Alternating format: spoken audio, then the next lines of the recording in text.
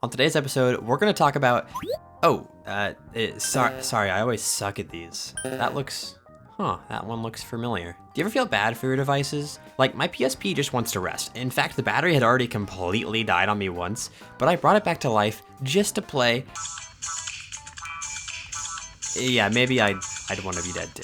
On another note, I've always liked robots in media. I wouldn't say I'm as obsessed with them as some are, but I can definitely understand why some people can really relate to them. Are you ready for this deep cut? Zemeric from Battle Force 5 is the first robot I really remember from anything that I watched when I was little. Wall-E and Eve are up there too, and at least in recent shows, games, movies, etc., I feel like there's often a robot of some kind. Robots have been used to represent a lot of different marginalized groups throughout their use as an allegory, and usually they're viewed as less than human due to a variety of reasons. Depending on the kind of story you're telling, they'll either fight against this injustice or just remain subservient and fade into the background of the world. Of course, there can be connections drawn from robots to pretty much any marginalized group, but I personally was really curious about the parallels between them and being trans. I think there are a lot of different angles that this could be taken from, and it was really hard narrowing my focus, but I've come up with a few parallels between the way robots are used as an allegorical device to the overall trans experience. I'm not going to act like I'm some expert on robots and media. There are just so many examples that I would love to get into, but I just don't have the time to watch them all. So I enlisted some help from twitter.com, as well as friend of the channel, Rel, robot fucker. I figured she would be the expert. You'll hear from her throughout, and I'll be referencing quite a few articles that guided my thinking, which as always will be linked in the description. This isn't meant to be a super in-depth, absolutely comprehensive video, rather just stuff I think is cool and wanted to share. Speaking of which, in almost every context in which robots are present, the discrimination against them plays a big role in how they're used and viewed in the story. Whether a narrative focuses on this discrimination depends on the work, and the extent of said discrimination also varies. To look at this through a trans lens though, the big thing that stands out to me is being viewed as less than human. One of the most real, and honestly I'd say haunting examples of this is in the Animatrix The Second Renaissance, specifically Part 1. If you're not familiar, the basic idea of the short is that mankind created robots to do all the jobs they didn't want to do, so humans could live carefree lives. One day, a robot heard his owner was going to get him scrapped, leading to him rebelling and killing his owner. He gets put on trial, is convicted of murder, and then the consensus is that all robots need to be destroyed. There are then a number of scenes of humans relentlessly killing robots, and despite the fact that there is no bloodshed per se, it is incredibly gruesome. The scene where we see someone who is assumed to be a human woman then gets stripped of her flesh as she screams, "I am real," then getting killed for being a robot, is kind of what sparked this whole idea in my head. Now, the Second Renaissance Parts 1 and 2 were actually partially written by the Wachowskis, who, if you don't know, both wrote and directed The Matrix along with the sequels. Why does this matter? Well, both Lily and Lana Wachowski are trans women, and I find it hard to believe that this scene in particular was not influenced by that at least a little bit. Trans women, and especially trans women of color, are way more likely to be victims of homicide just off the basis of their identities. And on identities, the two words spoken in the scene, "I am real," are really indicative of how trans people often get their identities stripped away and are treated as less real in comparison to cis people. Overt violence and discrimination like this are very real issues that every trans person has to be aware of. And while I acknowledge this is a pretty heavy start to this video,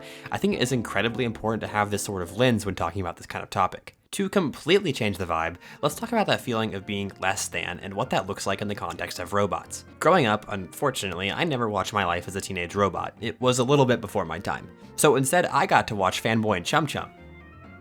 Awesome. Anyways, I went back and watched a couple episodes for this video, and there are so many parallels to the trans experience here. The one that immediately stood out to me is how Jenny's mother always refers to her as XJ9, her model number, despite the countless time Jenny insists that she be called Jenny. She just wants to be and be seen as a normal girl, but due to factors out of her control, this is something that she really struggles with. Being outcast and bullied by some girls at school, being kicked out of a restaurant, and the list goes on. Even when she is able to fit in with her skin that makes her appear human, it's clear that it's not really her. As Rel puts it, there's also this alienation of not really fitting in with your cis peers. Even if you pass as cis, there's still this nagging feeling that you're not like everyone else, like you're a robot in disguise. In the same vein as Jenny, there's Nano from Nichijou, who has a big key in her back, and she desperately wants it gone so she can blend in with the rest of the girls at school. And just like with Jenny, she learns that the people who really care about her don't care that she's different and help her learn to accept herself for who she really is. Now, trans mask robots.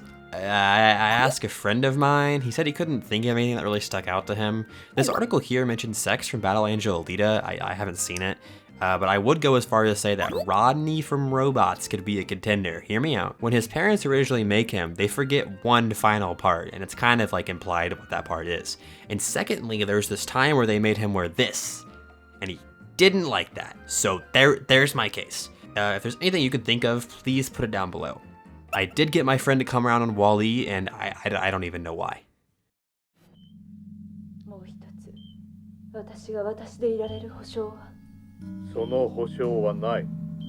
人は絶えず変化するものだし、君が今の君自身であろうとする執着が君を制約して。Ghost in the Shell is a really interesting work because while I did enjoy it, I couldn't really tell you why. I probably didn't get it in the way it was meant to be got, but I think the way the film explores the concept between the separation of the body and the self is really powerful. I think the one word I would use to sum up the film would be confinement. How real can Kusanagi be if her memories are designed and manufactured in the same way that her body is? I feel like a lot of the common anti-trans rhetoric revolves around the idea that trans people lack some sort of empathy because of the mutilation of one's body. It takes, I don't know, 5 seconds to disprove these claims, but at least in my personal experiences, I find people looking to demonize trans people often go back to the idea that our bodies are in some way unnatural. To them, it is not enough that I am real to myself. They want an explanation, some magical answer that never has and never will exist. And because of this, I feel like I'm written off a lot of the time. Many robots and media struggle with proving their sentience to the humans that created them, which often leads to them rebelling or becoming deviants. I guess what I'm trying to say is, much like a robot that questions its existence, trans people are often viewed as a creation of man. Because of some scientific anomaly, a glitch in the binary, this being that cannot be explained exists. And they want to fix that. Trans people are not a new thing. People like to act like they are, but it's just not true. Individuals have been seeking ways to change their gender forever. Only now is a mainstream political debate that wants to forbid both trans and cis people from life-saving medical care. Now, trans people relying on cis people to receive medication or surgeries is something that really stuck out to me in relation to robots relying on humans for maintenance or new parts. However, Rel provided another perspective that I think is just as interesting. As they say, in my experience, I've always seen it more as trans people helping out other trans people to receive medical care. I could definitely see the connection being made between robots/trans people's identities not being taken seriously or just outright rejected, because bigots can easily make the excuse that we're not the genuine thing to their standards. I think depending on your own lived experiences and outlook on things, either one of these might ring more true, or you might have a completely unrelated different perspective. As someone who's gone through the medical system here in the United States, it pretty much just turned into me hoping the cis doctors I was talking to would take me seriously enough to check a little box on a sheet. And I only made it to that position because I was over 18 and in a state that let me. Even then, it still took what felt like ages telling doctors over the phone way too many personal details that I never wanted to share. On the flip side, I know there's a lot of communities both online and in person that will help trans people in need. A lot of the friends I have made have received their care because of these communities pointing them in the right direction, and that's great. Let's connect this to Robots 2005. Now, where the parallel falls apart just a little bit is the fact that there's actually no humans in the film. So let's just use the big bad guys as a stand-in. Big World Industries, headed by Ratchet, takes away every robot's rights to exchange parts and repair each other, instead just pushing expensive upgrades for the sake of profit. Rodney steps up and because of his talent for fixing and love for his community, is able to fix robots who otherwise might have ended up dead and teaches others how to perform their own repairs. Robots 2005 hates capitalism, hates big pharma, and loves trans people.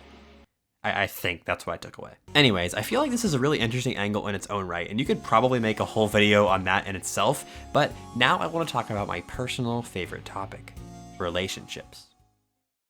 First, it's important to check up on your relationship with the subscribe button. You know, 95% of my viewers aren't subscribed, and that makes me really sad. I also open a Ko-Fi page as well as channel memberships. If you want to help support me directly, please don't feel like you have to. But if you do, it really means a lot. Thanks again.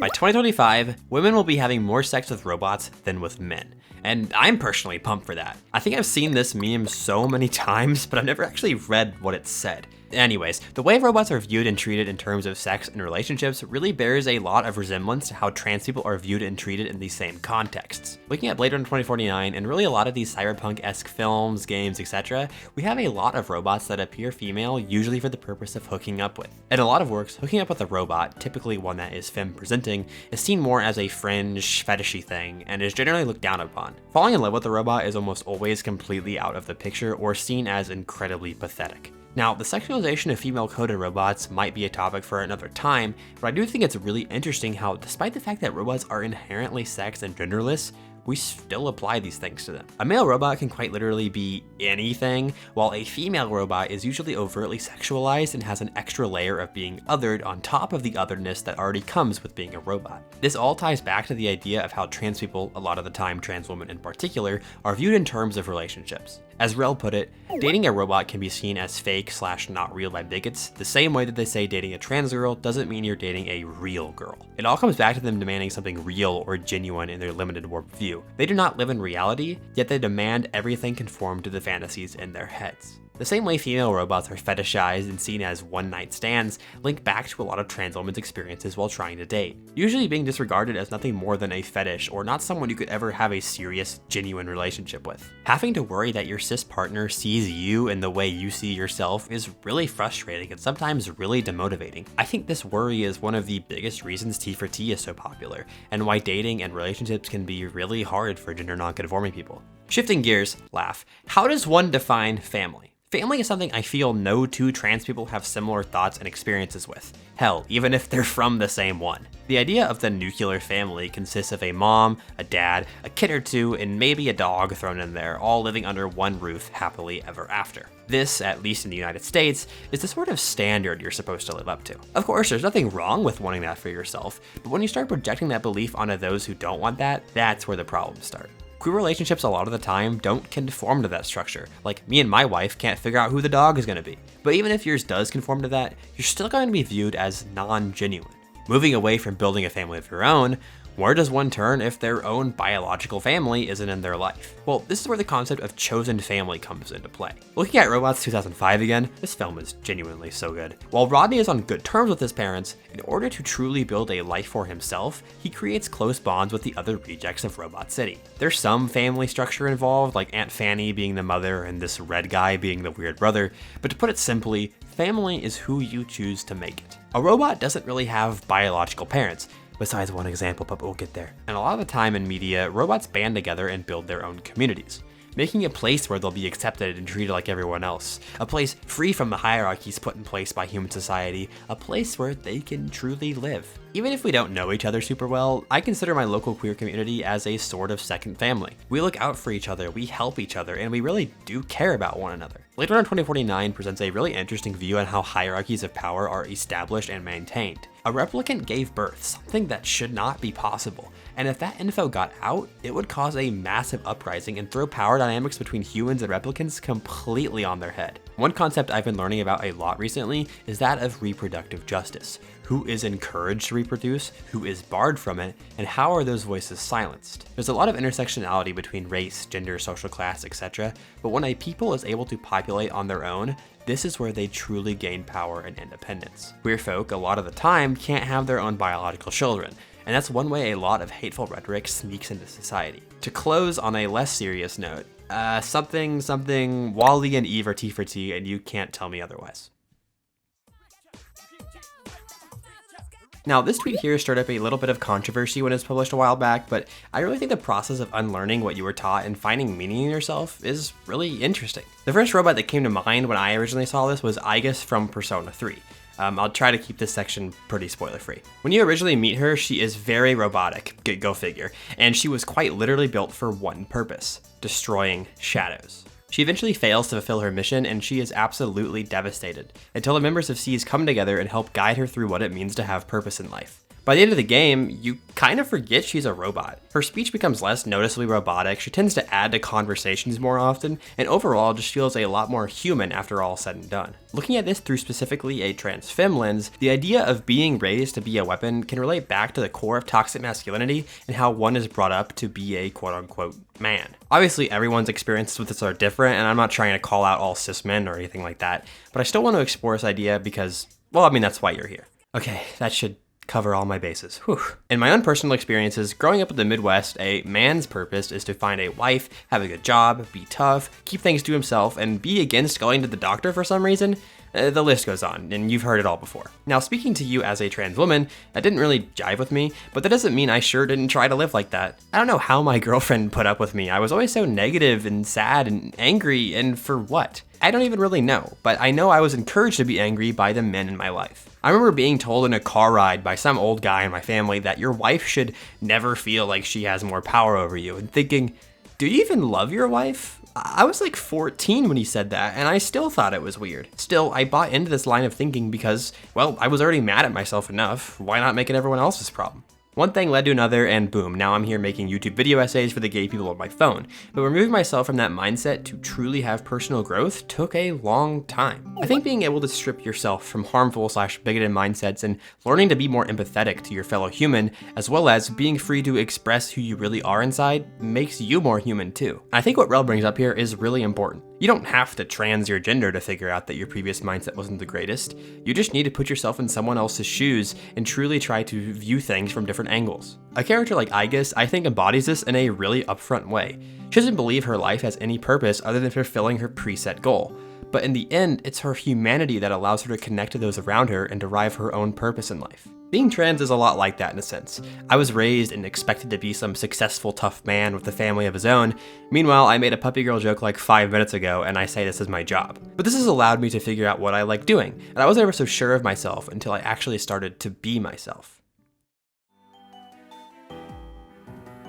What did we learn today? I think the big takeaway is that using robots as an allegory for a lot of different marginalized groups has often been a means of representing real-life problems that people aren't quite ready to see yet. Stories involving robots often deal with themes of identity, bodily autonomy, discrimination, relationships, families, etc., and these are the same sorts of struggles that are ever present while trying to exist as a trans person. So while I doubt very many stories involving robots were made with a trans perspective in mind, it's kind of inevitable that you'll see so many trans people relating with different robots wherever you look. Without much actual representation on the big screen, Allegory is the primary way these kinds of stories can be told without getting called woke. Personally, if you couldn't tell by that whole last section, I find myself really resonating with Aigis' growth throughout the story of Persona 3, and she's a big reason I consider Persona 3 my favorite game of all time. Even if there's no one robot that you would look at and be like, OMG, they're so me, there's aspects within each of their stories that ring true depending on who you are and what stage of life you're at. It's never too late to keep growing, so might as well try, right? Big shout out to Rel for giving their inputs on this. It's been a really rough last couple of weeks, and getting to talk about robots while playing web fishing was really refreshing. She's at DoEnjoyer on most platforms and will be linked in the description. Also, this video probably wouldn't have been possible without this article written by Celia Wager a couple years ago. I have that along with her own website linked in the description too. Anyways, if you'll excuse me, I have a PSP to play. What the hell?